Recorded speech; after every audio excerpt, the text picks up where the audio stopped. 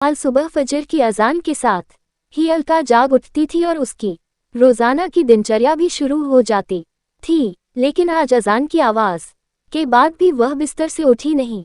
नींद तो खुल गई थी परंतु बिस्तर से उठने की हिम्मत नहीं हुई।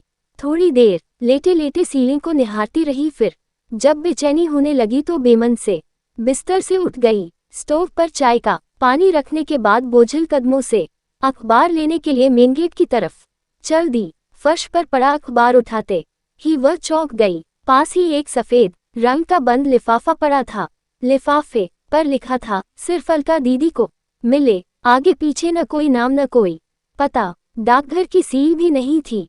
इतना तो तय था कि कोई व्यक्ति खुद यहाँ लिफाफा डालकर गया है, लेकिन कौन और क्यों? इसी उधेड़बुन में जिज्ञासा हुई और तुरंत लिफाफा खोलकर देखा तो एक चिट्ठी रखी मिली। चिट्ठी हाथ में लेकर कुछ पल सोचती रही कि पढ़ूं या फेंक दूं। न जाने किसने लिखी है और इस तरह रहस्यमय तरीके से चिट्ठी भेजने का मतलब क्या? बिना पढ़े फेंक दी तो हजारों सवाल ज़हन में कोलाहल मचाते रहेंगे। एक झटके में उसने चिट्ठी खोलकर पढ़ना शुरू कर दी। प्यारी दीदी, नमस्कार। मैं ही वो बदनसीब चोर हूँ जिसने 3 दिन पहले आपके घर में सेंधमारी कर लाखों रुपए की नकदी और सोने चांदी के आभूषणों पर हाथ साफ किया है। अलका को काटो तो खून नहीं। पहली लाइन पढ़ते ही अलका का चेहरा गुस्से से तमतमा गया। पिछले 3 दिनों के दौरान हुआ घटनाक्रम तेजी से आंखों के सामने घूमने लगा।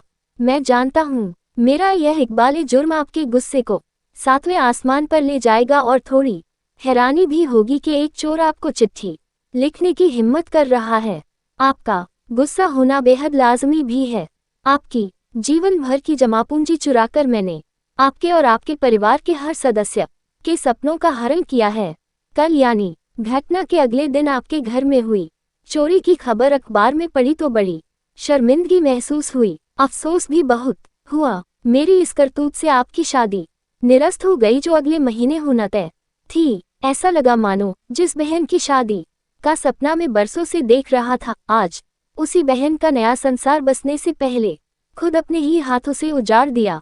जी हाँ, अलका दीदी मेरी एक बड़ी बहन है, दिशा। परिवार में हम 3 लोग हैं, माँ, दिशा और मैं। अपना दुखड़ा सुनाने से पहले मैं कुछ कह देना चाहता हूँ। दरअसल मैं वैसा चोर नहीं हूँ जैसा आपने सोचा है। अपने ऐशो आराम या मेहनत से बचने के लिए मैंने ऐसा शर्मनाक और गैर कानूनी कृत्य नहीं किया है। हाँ दीदी, मैं स्नातक हूँ और फिलहाल बेरोजगार हूँ। पिता का देहांत मेरे बचपन में ही हो गया था। माँ ने सिलाई कढ़ाई और घरों में काम कर हम दोनों भाई बहन का लालन पालन किया और माँ के बलिदान व जुनून की बदौलत ही हम दोनों स्नातक तक पढ़ाई कर सके। फिलहाल किसी छोटी मोटी नौकरी की तलाश में है, लेकिन काफ़ी चप्पलें घिसने के बाद भी नौकरी से महरूम हैं। बड़ी बहन की उम्र शादी के लायक हो चुकी है। उसकी आंखों में शादी को लेकर सजने वाले सपने मुझे साफ नजर आते हैं, लेकिन घर की आर्थिक स्थिति के चलते वह खामोशी धारण किए हुए है। मैंने और माँ ने बहुत प्रयास किए कि किसी तरह यहाँ वहाँ से पैसा उधार लेकर दिशा की शादी कर दें, लेकिन हर जगह दहेज और शादी कार्यक्रम के अच्छे इंतजाम की डिमांड हमें मजबूर करती रही। और फिर हम जैसों की मदद भी करता कौन है? बेटी की शादी न होने से माँ भी दुखी रहने लगी है। माँ का दुख और बहन की घुटन मुझसे बर्दाश्त नहीं हुई। इसी जद्दोजहद और पसोपेश के चलते मैंने चोरी जैसे घृणित अपराध को अंजाम देने का दुस्साहस कर डाला। करीब 10 दिन अलग अलग घरों की रेकी करने के बाद आपके सूने घर में चोरी करने का मौका मिला और आपके घर से लाखों का सामान चुरा लाया। मैं खुश था कि अब धूमधाम से दिशा का विवाह कर सकूंगा, उसके सपने पूरे हो जाएंगे। साफ है कि चोरी की बात मैंने न तो माँ को बताई और न ही बहन से जिक्र किया। हाँ, इतना भर जरूर कह दिया कि अब घबराने की जरूरत नहीं। अच्छा लड़का देखना शुरू कर दो। शादी के लिए रुपए व आभूषण का इंतजाम मैं किसी तरह कर दूंगा। माँ व बहन दोनों ही बहुत खुश हुए। इतने खुश हुए कि उन्होंने ये भी नहीं पूछा कि बेटा इतने पैसों का इंतजाम कहाँ से और कैसे करेगा। शादी की बात सुनकर तो दिशा का चेहरा शर्म और खुशी से दमक उठा था। उसकी खुशी देखकर मैं गदगद हो गया। पहली बार एहसास हुआ कि अपनी जिम्मेदारी और कर्तव्य का निर्वहन करना कितना सुखद और मन को आनंदित करने वाला होता है। बहन की शादी कर हम दोनों माँ बेटे मानो चारों धाम की तीरथ कर लेंगे। लेकिन क्या एक बहन की जिंदगी उजाड़ कर दूसरी बहन की खुशियाँ खरीदी जा सकती हैं? आपकी आंखों से बहते आंसुओं से मेरी बहन के जीवन में कभी खुशियों की बारिश नहीं हो सकती दीदी। मनुष्य को इतना भी निर्दयी नहीं होना चाहिए कि वो अपनी खुशियों के लिए दूसरों का घर संसार उजाड़ दे। दिशा के भाग्य में यदि शादी की खुशियां लिखी होंगी तो वह हर हाल में उसे मिलकर रहेंगी। बड़े बूढ़े कहते भी हैं कि भगवान ने सबकी जोड़ियां बनाकर ही नीचे भेजा है।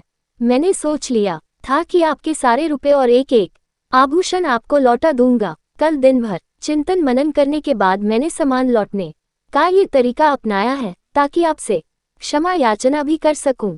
हो सके तो मुझे माफ कर देना दीदी। मैंने आपका सारा सामान एक थैले में रखकर आपके घर के मेन गेट से टिका कर रख दिया है। जब तक आप सामान नहीं उठाएंगी मेरी नजर उस पर जमी रहेगी ताकि कोई और सामान न चुरा ले। एक साथ कई तरह के भाव अलका के चेहरे पर आकर धमाचौकड़ी करने लगे। चिट्ठी हाथ में दबाए वह बहुत तेजी से दरवाजे की ओर दौड़ी। एक झटके से दरवाजा खोला, थैला वहां रखा था। जल्दी से थैला उठाकर वो अंदर ले आई। एकदम से बिस्तर पर पलट दिया।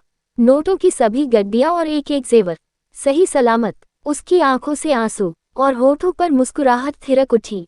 अलका ने सारे पैसे और जेवर अपने दोनों हाथों में समेटकर चेहरे से लगा लिए।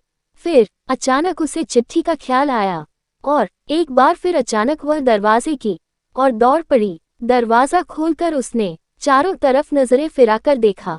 सुनी सड़क पर कोई भी नहीं दिखा। चिट्ठी अभी पूर्ण नहीं हुई थी। आगे लिखा था, एक गुजारिश है दीदी, इंसानियत व कानून दोनों ही नजरों से मैंने ऐसे अपराध को अंजाम दिया है और उसकी सजा भी कानून में तय है। एक न एक दिन कानून के लंबे हाथ मुझ तक पहुंच ही जाएंगे। मेरे जेल जाने के बाद माँ और दिशा की जिंदगी बर्बाद हो जाने का पूरा अंदेशा है। अतः मैं चाहता हूं कि पुलिस में दर्ज चोरी का मुकदमा आप वापस ले लें ताकि मैं पूरी तरह से बेफिक्र होकर अपनी माँ व बहन की सेवा कर सकूं, उनका सहारा बन सकूं। नमस्कार। अलका ने फौरन अपनी माँ व अन्य परिजनों को जगाकर सारा किस्सा सुनाया। उनके सामने जेवर व रुपए रख दिए। माँ का तो खुशी के मारे रो रो कर बुरा हाल हो गया। सभी ने भगवान का लाख लाख शुक्र अदा किया और ईमानदार चोर की इंसानियत पर अलका ने मशरूका वापस मिलने की जानकारी पुलिस को देकर अपनी एफआईआर भी वापस ले ली।